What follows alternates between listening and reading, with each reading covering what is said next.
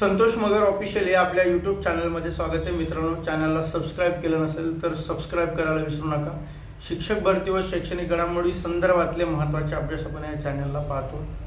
मी काल ज्या पद्धतीने सांगितलं होतं की टॅब आज उपलब्ध करून दिला जाईल, म्हणजे SABCचे उमेदवार होते, त्यांनी बऱ्याच उमेदवारांनी मागे सेल्फ सर्टिफाईड करत असताना त्यांच्याकडे ज्या पावत्या होत्या त्या पावत्या त्यांनी त्यावेळेस म्हणजे अपलोड केलेल्या होत्या। आता बऱ्याच उमेदवारांकडे प्रमाणपत्र आहेत, तर ते प्रमाणपत्र त्या ठिकाणी त्यांना पावत्याच्या ठिकाणी अपलोड करता येतील।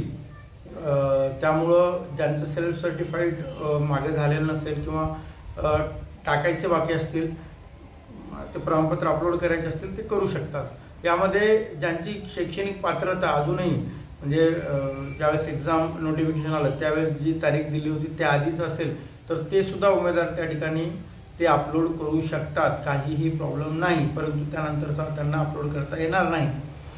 तर हे मी काल सांगितलं होतं आणि त्या पद्धतीने टॅब आणि एक बुलेटिनसुद्धा आयुक्त कार्यालयाच्या माध्यमातून म्हणजे आलं। पण काही जण म्हणत होते कसला टॅब उपलब्ध होणार आहे, खोटी माहिती देऊ नका।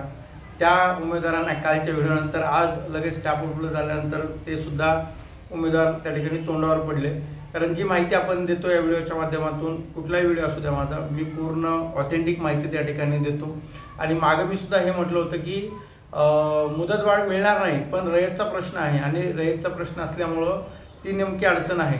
तर त्या अडचणीमुळे मुदतवाढ त्या ठिकाणी दिलेली होती आणि त्या 800 उमेदवारांचं नेमकं समायोजन करायचं की त्यांना कोर्टाच्या म्हणजे निर्णयापर्यंत थांबायचं, हे अजूनही प्रश्न शासनापुढे आहे आणि त्यामुळं ते एक कारण होतं।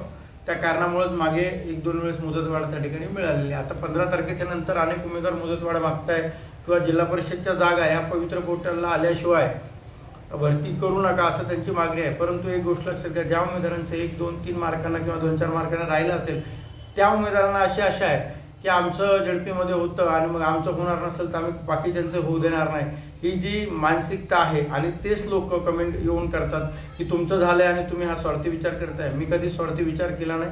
मी 17 पासून आतापर्यंत लढत आलो।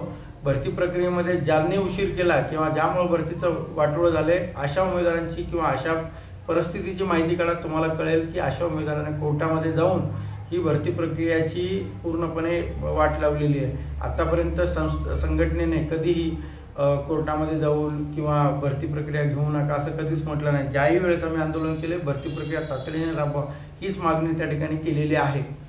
आणि मागेही तुम्ही बघितलं असेल की लवकरात लवकर भरती करून देण्यासाठी अनेक आंदोलन किंवा पाठपुरावा आपण त्या माध्यमातून त्या ठिकाणी केलेला आहे। आणि आता फक्त सेवेत असल्या कारणाने पाठपुरावा करता येत नाही, परंतु जी माहिती आहे किंवा जे मार्गदर्शन उमेदवाराला हवं आहे, ज्या माध्यमातून उमेदवाराला खरी माहिती कळते तेवढं सांगण्याचं काम या व्हिडिओच्या माध्यमातून आपण करत असतो।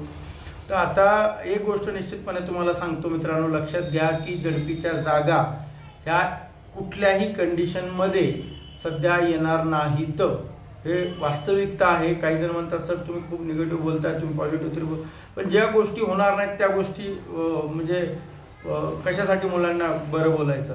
म्हणजे काही जण बरं बोलतात आणि मग बरं बोलणारे लोक अनेकांना आवडतात, खरे बोलणारे आवडत नाहीत। परंतु जे खरं आहे मी ते सांगायचा प्रयत्न या ठिकाणी करतो।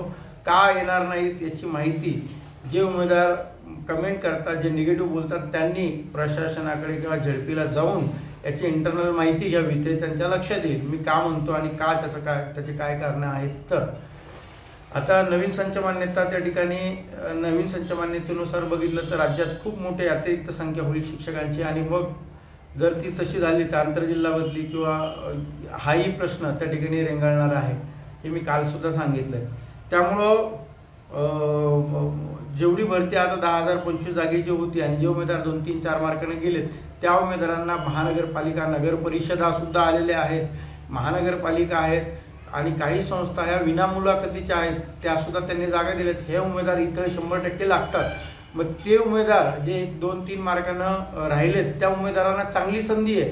चांगली संधी सोडून भरती प्रक्रिया पुढे घेण्याचा जे प्रयत्न करताय ना, अनेक लोक भरती प्रक्रियेवरती अडचणी निर्माण करण्याचा प्रयत्न करत आहेत। तुम्ही जेवढी भरती प्रक्रियेला उशीर कराल तेवढी भरती प्रक्रिया डिले होईल थर्ड टेट झाली तर ही भरती प्रक्रियेचे मार्क आणि ही भरती प्रक्रिया या ठिकाणी संपुष्टात येईल। त्यामुळे जे 2-3 मार्कामुळे राहिलेले उमेदवार आहेत ते स्वतःच्या पायावरती धोंडा मारून घेत आहे। मी वारंवार सांगतोय की तुम्ही लागणार आहात, महानगरपालिकेला असेल, नगर परिषदला असेल, संस्थेला असेल, विनामुलाखतचे तुम्ही लागणार। उलट झडपीपेक्षा महानगरपालिका चांगलं आहे, म्हणजे अनेक उमेदवार महानगरपालिकेनंतर जिल्हा परिषदमधून महानगरपालिकेला जाण्यासाठी प्रयत्न करत असतात। मग एवढी चांगली संधी तुम्हाला आलेली आहे, तर या 1-2 मार्कामुळे राहिलेले उमेदवारांनी किंवा 2-3 मार्क जे राहिलेले उमेदवार आहेत तर हे स्वतःच्या पायावर त्यांनी धोंडा मारून घेऊ नका। भरती प्रक्रिया होऊ द्या, जूनच्या आत तुम्हाला नियुक्ती मिळू शकते। पण भरती प्रक्रिया लांबणी डिले झाली तर तुमच्या हाताशी आलेला, तोंडाशी आलेला घास त्या ठिकाणी निघून जाईल। अनेक संस्था अशा आहेत की ज्या विनामुलाखतीला आलेल्या आहेत, अनेक संस्था अशा आहेत की ज्या पैसे घेत नाहीत, काही मोजक्या संस्था असतील की जे थोडाफार त्या ठिकाणी डोनेशन मागतात, परंतु पहिल्यासारखं 30-40 लाख रुपये डोनेशन त्या ठिकाणी संस्था घेत नाहीत, खूप कमी डोनेशन या ठिकाणी घेतात। काही संस्था फक्त काही संस्था ज्या आहेत त्या कुठलाही रुपया न घेता भरती प्रक्रिया राबवतात। त्यामुळं जे उमेदवार 2-3 मार्कांना 4 मार्कांना राहिले त्यांना संधी मिळणार आहे। मग कशाला उगा विनाकारण भरती प्रक्रिया अडथळा निर्माण करून 10,025 जागेवरती भरती म्हणजे तुम्ही हे थांबवणार आहात। आणि याला काल मला वाटते काल एक पत्र माननीय आयुक्त साहेबांनी सुद्धा काढले डायरेक्टरांना, आणि त्यामध्ये बघा काय सांगितलेलं आहे। त्या पत्रामध्ये तुम्ही सुद्धा जर वाचलं तर तुमच्या लक्षात येईल मी ज्या गोष्टी बोलतोय त्याच गोष्टी शासन स्तरावरती सुरू आहेत, आणि या गोष्टीचा तुम्ही सुद्धा सखोल अभ्यास करा, तुमच्या लक्षात येईल की मी जे सांगितले ते त्या ठिकाणी बरोबर सांगते म्हणून। आता त्याने जे पत्रामध्ये नमूद केले की राज्यातील सर्व स्थानिक स्वराज्य अंशतः विनाअनुदानित माध्यमिक उच्च प्राथमिक रिक्त पदाची जी भरती झाली ती किती जागेवर झाली वगैरे ते त्यांनी त्या ठिकाणी दिले। तदनंतर पवित्र पोर्टलवर दिनांक 20/1/25 पासून दुसऱ्या टप्प्यातील नव्याने जाहिरातीची कारवाई सुरू करण्यात आलेली आहे। पोर्टलवर विविध व्यवस्थापनाच्या जाहिराती येत आहेत। सन 24-25च्या संच मान्यतेची कार्यवाही झाली आहे, तथापि म्हणजे सन 24-25च्या संच मान्यतेमध्ये पदे कमी अधिक होण्याची शक्यता विचारात घेता काही व्यवस्थापनाकडे पदे कमी होण्याची शक्यता नाकारता येत नाही। म्हणजे मागे काही दिवसाआधी ही पदे 900 जागेने कमी झालेली आहेत, म्हणजे 10,025 राहिली, आणि पुन्हा या पत्रांमुळं जर भरती प्रक्रिया अजून जर आपण माहिती घेतली 10-15 दिवसांना तर ही याच्यामध्ये आणखी पदं जे आहेत ते कमी होण्याची शक्यता नाकारता येत नाही, आता स्वतः माननीय आयुक्त साहेब म्हणत आहे। त्यामुळं आलेल्या संस्थेची जी जाहिरात आहे किंवा जे पद आहेत ते सुद्धा त्या ठिकाणी कमी होतील। काही विनामुलाखतचे पद आहेत ते सुद्धा कमी होतील। नवीन संच मान्यतेनुसार अतिरिक्त शिक्षकांचे समायोजन करून केवळ उर्वरित रिक्त पदांच्या जाहिराती पवित्र पोर्टलवर प्रकाशित होणे आवश्यक आहे।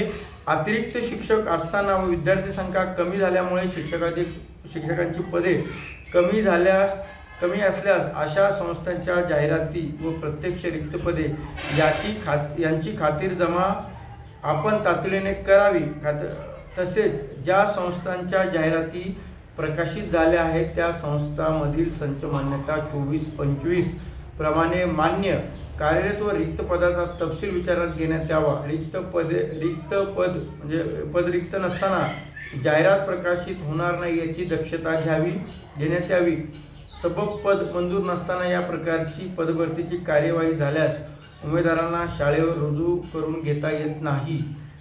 या बाबी विचारात घेता आपल्या अधीनस्थ शाळांमधील पदभरतीसाठी पोर्टलवर ज्या व्यवस्थापनाच्या जाहिराती येत आहेत त्या व्यवस्थापनाच्या शाळेमध्ये सन 24-25 नुसार मंजूर पदे पडताळून पद भरती करता जाहिरातीची कार्यवाही करावी। पोर्टलवर जाहिराती अंतिम करण्याची कार्यवाही दिनांक 15 एप्रिल 25 पर्यंत पूर्ण करावी असं त्या ठिकाणी त्यांनी सांगितलंय। आणि एक फॉर्मॅट दिलाय, त्या फॉर्मॅटमध्ये पूर्ण शाळेला म्हणजे ज्या संस्था आहेत त्या संस्थेला 22-23, 23-24, 24-25 या पद्धतीने रिक्त पदे, मंजूर पदे, रिक्त पदे म्हणजे प्राथमिकचे पण असतील, 6 ते 8चे असतील, 9, 10, 11, 12 म्हणजे या सर्वांची पदे, रिक्त पदे आणि मंजूर पदे त्यांनी मागितलेली आहेत। तर लक्षात घ्या 3 वर्षाची पदे हे त्यांनी मागितलेली आहेत। यामुळं अनेक संस्थेला पदे ही कमी होण्याची शक्यता नाकारता येत नाही असं त्यांनी स्वतः म्हटलंय।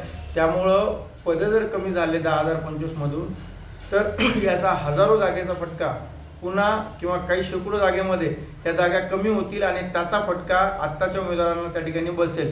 जर जूनच्या आत शिक्षक त्या ठिकाणी कार्यरत असेल तर हे जुन्या संचमान्यतेनुसार त्या ठिकाणी ते पद बसतं, पण नवीन पुन्हा जर संचमान्यता झाली आणि ते विद्यार्थी संख्या कमी झाली तर ते पद उडतं। त्यामुळं शिक्षण सेवकाला इथे कुठलंही संरक्षण संस्थेवरती नाही, त्यामुळं जॉईन होऊन याचा अडथळा पुढे भविष्यात या पवित्र पोर्टलच्या माध्यमातून जॉईन झालेल्या उमेदवारांना होऊ शकतो, ही गोष्ट लक्षात घ्या।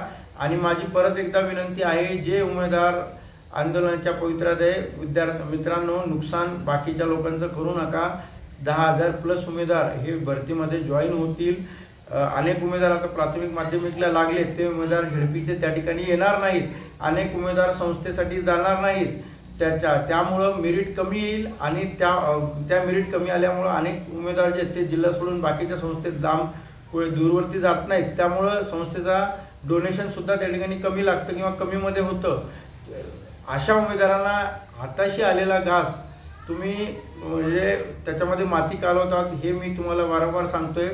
आता आंदोलनाची कुठलीच गरज नाही आहे, उगं विनाकारण नुकसान करू नका। झेडपीच्या जागा आंतरजिल्हा बदली असेल, संच मान्यता नवीन असेल, यामुळं झेडपीच्या जागा तात्काळ म्हणजे येणार नाहीत। तुम्ही किती काही केलं तरी जागा येणार नाहीत, हा शब्द माझा कायम लक्षात ठेवा। अनेक जण चुकीचे मेसेज फिरवत आहेत आणि मी त्या गोष्टीवरती ठाम आहे, कारण जागा येणार असतील तर काय मला घरातून पगार द्यायची नाही आहे, जागा भरल्या तर शासनालाच पगार द्यावी लागणार आहे। त्यामुळे चुकीचं बोलून किंवा मुलांचं नुकसान करण्याचा हा कुठलाही हेतू नाही आहे, पण जी वास्तविकता आहे ती या व्हिडिओच्या माध्यमातून सांगण्याचं काम मी करत आहे। कारण मला असं वाटतंय की जे उमेदवार लागणार आहेत त्या उमेदवारांचं नुकसान या ठिकाणी व्हायला नको, एवढी माझी प्रामाणिकपणे धारणा आहे, एवढी माझी इच्छा आहे। आणि या व्यतिरिक्त जर अजून कोणाला असं वाटत असेल की मगर सर चुकीची माहिती देत असेल, त्यांनी माझ्याशी संपर्क करावा। निश्चितपणे मी त्यांना समोरासमोर अधिकाऱ्यांशी चर्चा करून समोरासमोर त्यांना सगळ्या पुराव्यानिशी ह्या सगळ्या गोष्टी मी सिद्ध करून त्यांना देऊ शकतो, जेणेकरून फक्त मी लागणार नाही, मी जर झडपी जागा आले मी जर नाही लागलो तुम्ही लागू देणार नाही, ही मानसिकता सोडून जर प्रामाणिकपणे कोणाची इच्छा असेल की या गोष्टीची माहिती आम्हालाही व्हावी, त्यांनी नक्की संपर्क करा, मी त्यांना व्यवस्थित माहिती देईन। एवढंच या ठिकाणी सांगतो। हा व्हिडिओ जास्तीत जास्त उमेदवारापर्यंत फॉरवर्ड करा एवढी विनंती करतो। धन्यवाद।